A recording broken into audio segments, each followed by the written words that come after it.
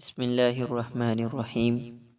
فقر و فاقہ کی فضیلت کے متعلق حضرت سہل بن سعد سعدی رضی اللہ عنہ سے روایت ہے، ایک آدمی نبی کریم صلی اللہ علیہ وسلم کے پاس سے گزرا تو آپ صلی اللہ علیہ وسلم نے اپنے پاس بیٹھنے والے ایک شخص سے فرمایا، اس آدمی کے متعلق تمہاری کیا رائے ہے؟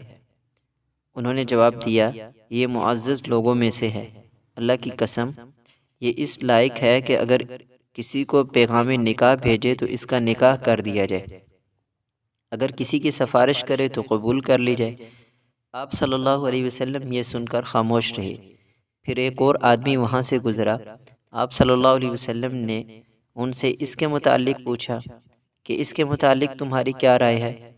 انہوں نے کہا، اللہ کے رسول، یہ صاحب تو مسلمانوں کے غریب طبقے سے ہے، یہ اس لائق ہے کہ اگر کسی کی طرف پیغام نکاح بھیجے تو اس کا نکاح نہیں کیا جائے گا، اگر سفارش کرے تو قبول نہیں کی جائے گی، اور اگر کوئی بات کرے تو اس کی بات نہیں سنی جاتی۔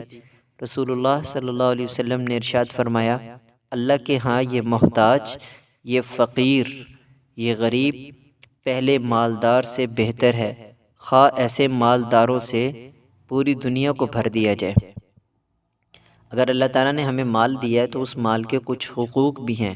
ان حقوق میں سے ایک بنیادی حق یہ ہے کہ اس مال کی وجہ سے ہمارے اندر تکبر نہیں آنا چاہیے،